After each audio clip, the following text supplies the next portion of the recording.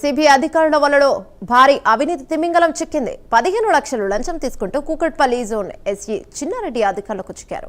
Tender కు సంబంధించి ఓ విషయంలో లంచం తీసుకుంటుండగా చిన్నారెడ్డిని ఏసీబీ అధికారులు రెడ్ హ్యాండెడ్ గా పట్టుకున్నారు. మ్యూటేషన్ విషయంలో ఇదే కార్యాలయంలో రెవెన్యూ శాఖలో పనిచేస్తున్న సీనియర్ అసిస్టెంట్ కూడా ఏసీబీ అధికారులకు పట్టుబడింది. దీనిపై మరింత సమాచారం మా కరెస్పాండెంట్ కుమార్ అందిస్తారు. రైట్ కుమార్, చెప్పండి. కూకట్పల్లి జిహెచ్ఎంసీ జోనల్ ఆఫీస్ లోని ఈ రోజు ఏసీబీ అధికారులు ఆకస్మిక తనిఖీలు నిర్వహించారు. అయితే ఈ తనిఖీల్లోని సుమారు 15 లక్షలు లంచం తీసుకుంటూ కూడా ఏసీబీకి రెడ్ హ్యాండెడ్ గా ఎస్ఈ చిన్నారెడ్డి అయితే పట్టుబడ్డాడు. అయితే టెండర్ విషయంలోని ఇటు చిన్నారెడ్డి లంచం డిమాండ్ చేయడంతో ఏసీబీ అధికారులు అయితే ఆ బాధితుడు అయితే ఆశ్రయించాడు. ఈ నేపథ్యంలోనే బాధితుడు ఫిర్యాదులతో రంగంలోకి ఏసీబీ అధికారులు అయితే దిగారు.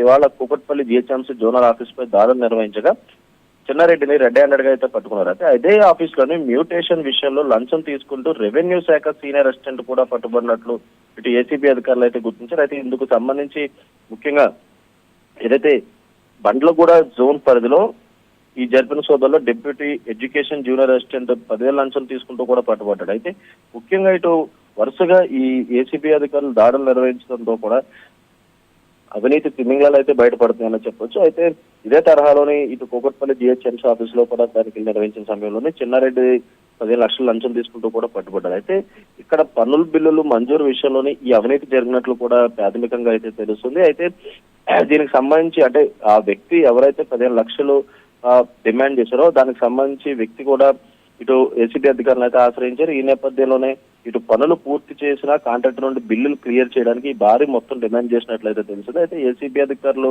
ఆ కార్యాలయంలో సోదాలు చేసే సమయంలో కూడా ప్రస్తుతం ఏదైతే చిన్నారెడ్డిని కూడా అదుపులో తీసుకున్నారు. ముఖ్యంగా ఏదైతే దీనికి సంబంధించి అంటే గతంలో కూడా ఇతను ఎక్కడెక్కడ పనిచేశారన్న దానిపై ఏసీబీ అధికారులు విచారిస్తున్నారు. ముఖ్యంగా ఈ 15 లక్షలు అంటే భారీ ఎత్తున అవినీతి తిమింగలో దొరికినట్టని చెప్పొచ్చు.